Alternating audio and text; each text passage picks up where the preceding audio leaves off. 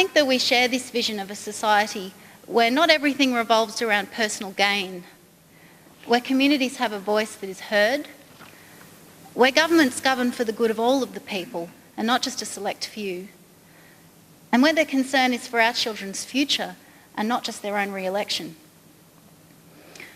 Throughout history, there have come times when people were confronted by terrible threats: wars, disease, famine, floods, and each time they had a choice. Mostly they chose to fight the war or to shun the diseased, or to hope and pray that once they'd gotten over the latest crisis, there wouldn't be any more floods or droughts.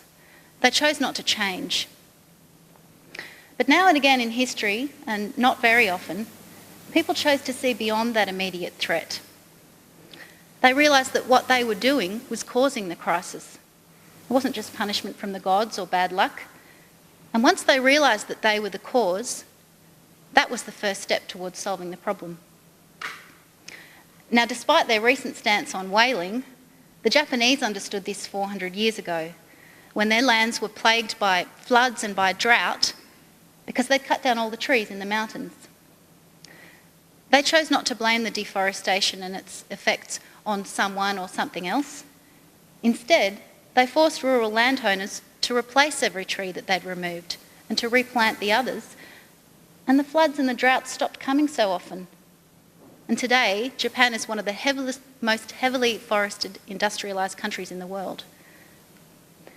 The world understood this 20 years ago, when the ozone layer was threatened by human-made chlorofluorocarbons, which were used in air conditioning and spray cans.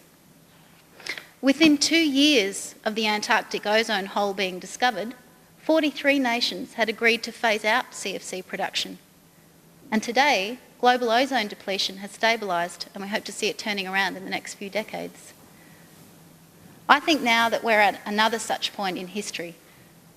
I believe that now is the beginning of a turning point when our children and their children and many generations after them will look back and see that we had a choice and that we chose to act.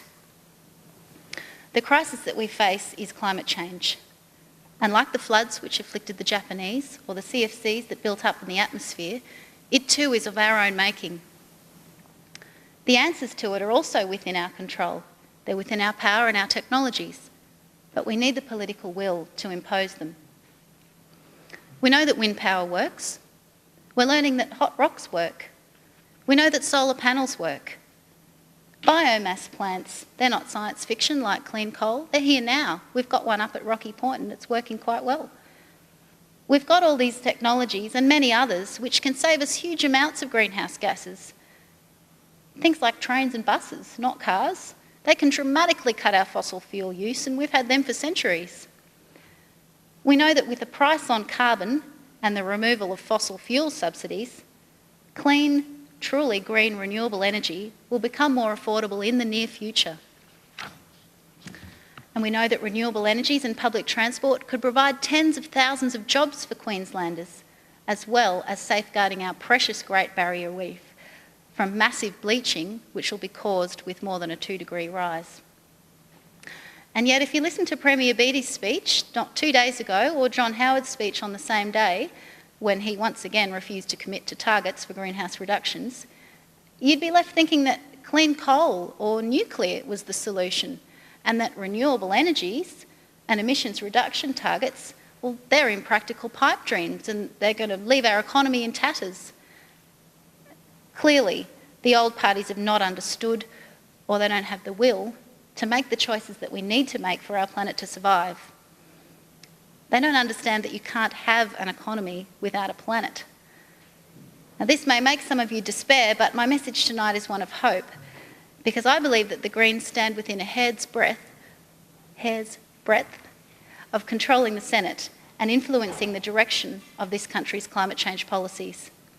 Now, if enough of you and enough of your friends and neighbours and family and the rest of Australia tick that green box on your ballot paper in the Senate, then you'll have made that choice to put the lies and the fear and the denial about climate change behind you. Yeah. Thank you, Noel.